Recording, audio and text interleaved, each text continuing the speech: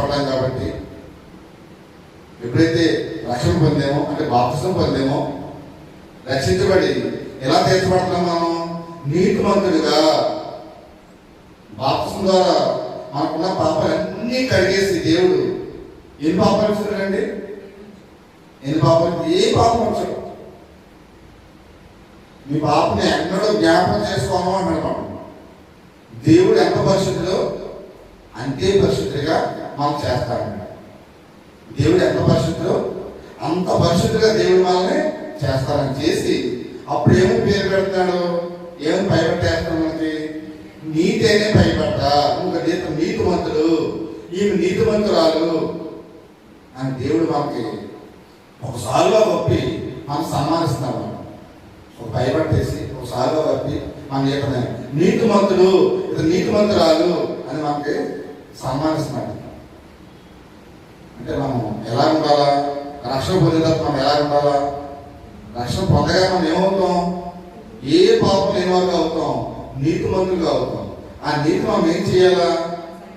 మన మరణ పర్యంతం కూడా ఈ రక్షణ మనం కొనసాగించాలి. దేని ద్వారానే రక్షణ కొనసాగాలంటే దేని ద్వారా కొనసాగుతుంది?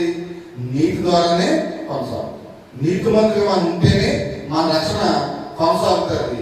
ఎప్పుడైతే నీతి తప్పి మనం ప్రవర్తిస్తామో మన రక్షణ మనం కోల్పోయే అవకాశం ఉంటుంది.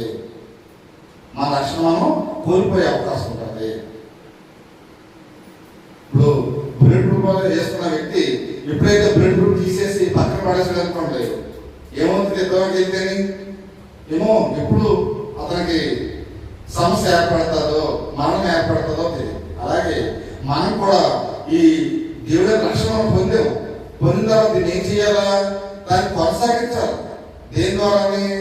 నీతితో మనం కొనసాగించాలి. ఆ నీతి అనే పైవస్త్రం తీసేస్తే, నీతి అనే పైవస్త్రం తీసేస్తే ఎప్పుడైనా మనకి ఆపద వస్తుంది. అంటే నీతిగా మనం జీవించకపోతే ఎలా జీవిస్తాం? అవినీతిగా జీవిస్తాం, అక్రమంతో జీవిస్తాం, అన్యాయంతో జీవిస్తాం. అప్పుడు మనం చేసిన అక్రమానికి, మనం చేసిన అన్యాయానికి, మనం చేసిన తప్పులకి దేవుడు ఏదో క్షణాన్ని ఏదో సమయంలో, తగు సమయంలో, ఎప్పుడండి? తగు సమయంలో మనకు శిక్ష వస్తుంది. తగు సమయంలో ఇతనికి ఇతను వెళ్ళిపోగానే వెంటనే కాల్చి ఇతను ఎలాగా